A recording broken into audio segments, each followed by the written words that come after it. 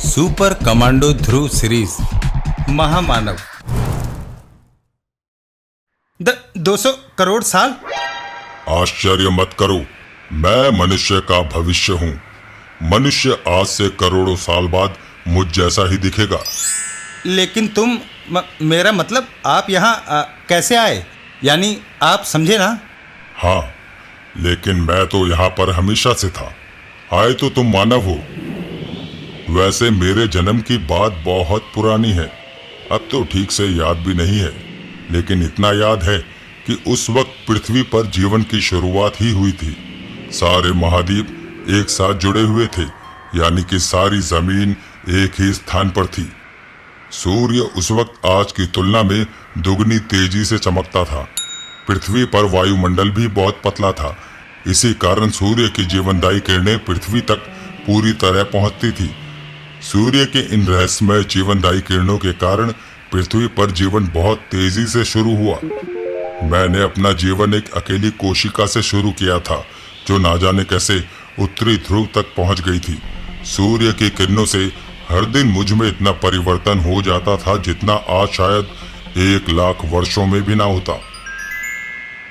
ना जाने कितने चरणों से गुजरकर मैं आखिरकार मानव रूप में पहुंचा। लेकिन मेरा विकास यहीं समाप्त नहीं हुआ। मेरा मस्तिष्क विकसित होता ही चला गया और आखिरकार मुझ में इतनी मानसिक शक्तियां विकसित हो गई कि मैं यहाँ पर बैठे बैठे एक सितारे को भी मानसिक तरंगों से नष्ट कर सकता था।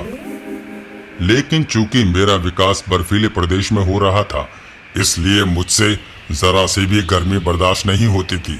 गर्मी मेरे दिमाग पर बेहोशी का असर कर देती है, इसलिए मुझे पृथ्वी के गर्म प्रदेश में विकसित हो रहे प्राणियों के बारे में कोई जानकारी नहीं थी। दरअसल जब मेरा विकास ध्रुव प्रदेश में हो रहा था, उस वक्त सूर्य की किरणें गर्म प्रदेशों में भीमकाय जानवर पैदा कर रही थी। वे जानवर जिनको तुम डायनासोर कहते हो। और जब तक मुझे इस बात का ज्ञान होता, ये जीव पूरी पृथ्वी पर छा चुके थे। यह मुझसे बर्दाश्त नहीं हुआ कि उनके जैसे कीड़े पृथ्वी पर पनपे, क्योंकि पृथ्वी मेरा घर थी और अपनी जैसी प्रजाति को विकसित करने के लिए मुझे पूरी पृथ्वी की जरूरत थी। इसलिए मैंने डायनासोरों को खत्म करने की ठानी। ये काम मेरे लिए मामूली सा था। चूंकि सारे डायनासोर गर्म प्रदेश के प्राणी थे, इसलिए उनसे ठंड सहन नहीं होती थी। यह सोचकर मैंने अपनी मानसिक तरंगों की मदद से पूरी पृथ्वी को बर्फ से ढकने की योजना बनाई। मैंने अपनी मानसिक तरंगों को केंद्रित किया और पूरी पृथ्वी धीरे धीरे बर्फ से ढकने लगी। डायनासोर बिलबिलाकर इधर उधर भागने लगे, लेकिन वे जहां भी जाते उनको बर्फ ही बर्फ मिलती। वे सब कीड़ों की तरह एक एक करके मरने लगे और आखिरकार पृथ्वी साफ हो गई। मैं जानता हूँ, इस युग को हम लोग हिम युग यानी आइस एज कहते हैं, लेकिन फिर क्या हुआ? तभी एक दिन मुझको बर्फ में दबा एक गोला दिखाई पड़ा। मुझ में यह जानने की उत्सुकता हुई कि यह क्या है। मैंने उसे उठा लिया और यही मुझसे गलती हो गई। वो गोला वास्तव में एक टायरेनोसॉरस का अंडा था, जो ना जाने कैसे जिंदा बच गया था और भटकते भटकते उत्तरी ध्रुव तक आ पहुंचा था। वह मुझको अंडा उठाते देख मुझ पर तेजी से लपका और इससे पहले कि मैं अपनी मानसिक शक्तियों को केंद्रित कर पाता, मुझे एक जोरदार टक्कर लगी।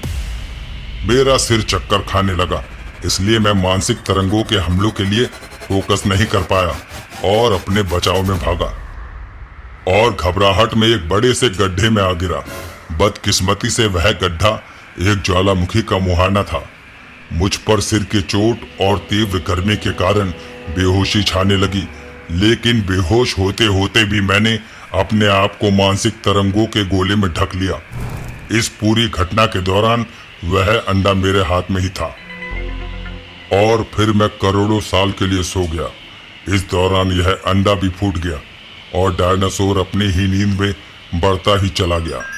मेरी नींद करोड़ों साल बाद तब टूटी जब 3 मानवों ने ज्वालामुखी के मुहाने पर जमी बर्फ में गड्ढा किया और उनको डायनासोर ने खा लिया। हे भगवान, और तुमने उन लोगों को बचाने की कोशिश तक नहीं की? क्या जब कोई छिपकली कीड़ों को खा रही होती है तब तुम उन्हें बचाने की कोशिश करते हो? यानी तुम्हारी नज़र में हम मानव कीड़े हैं? याद रखो कि तुम भी मानव ही थे। तुम मानव भी तो कभी बंदर थे, लेकिन फिर भी तुम लोग बंदरों को मारने में कोई बुराई नहीं समझते। अच्छा, रहने दो।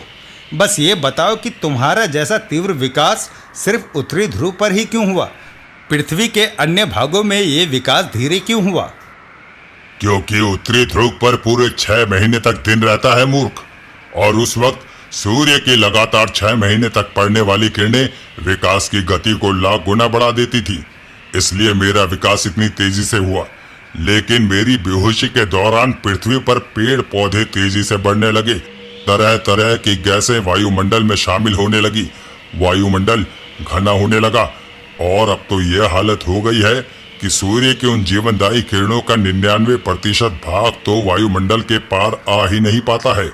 इसलिए आज मनुष्य का विकास बहुत धीरे हो रहा है। पर अब मैं आ गया हूँ, तो मानवों को चिंता की आवश्यकता नहीं।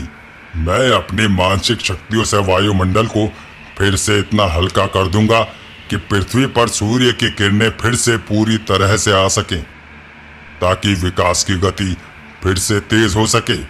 लेकिन इससे तो हम मनुष्य दम घुटकर मर जाएंगे। मर जाने दो। जो भी प्रगति की राह में रोड़े अटकाएगा उसे मरना ही पड़ेगा। पर एक बात बताओ, मैंने अब तक जो कुछ देखा है उससे तो यही पता लगता है कि मनुष्य ज्यादा ठंड नहीं सह सकते हैं, लेकिन तुम इतनी ठंड में बिना गर्म कपड़ों के कैसे खड़े हो? यह मेरी बहन श्वेता के द्वारा बनाए गए एक इलेक्ट्रॉनिक यंत्र का कमाल है। लेकिन ये बात तो तुम मेरे दिमाग में पढ़ सकते थे। नहीं, मैं सिर्फ वही विचार पढ़ सकता हूँ जो तुम सोचते हो। चूंकि इस वक्त तुम यह बात सोच नहीं रहे थे, इसलिए मैं नहीं पढ़ पाया। लेकिन बस, अब बातें बहुत हो गई। मेरी मानसिक तरंगों ने पृथ्वी का चप्पा चप्पा छान लिया है। अब मैं तुमको वहां भेजता हूँ जहां से पूरी पृथ्वी को मेरे जागने की सूचना मिल जाएगी। लेकिन कैसे? मेरा हवाई जहाज तो नष्ट हो गया है। मैं तुमको उन मानसिक तरंगों द्वारा ही भेजूंगा जिनसे मैंने तुम्हारा यान नष्ट किया था। और अगले ही पल ध्रुव को अपने जीवन का सबसे आश्चर्यजनक अनुभव हुआ। इससे पहले कि वह कुछ समझ पाता, उसने अपने आप को समुद्र के ऊपर उड़ता पाया। अरे, ध्यान से सुनो मानव, मैं तुमको सिर्फ 2 दिन का समय देता हूँ। तुमको इन 2 दिनों में मुझे ये बताना है कि पृथ्वीवासी क्या चाहते हैं, मुझसे सहयोग या अपनी मौत।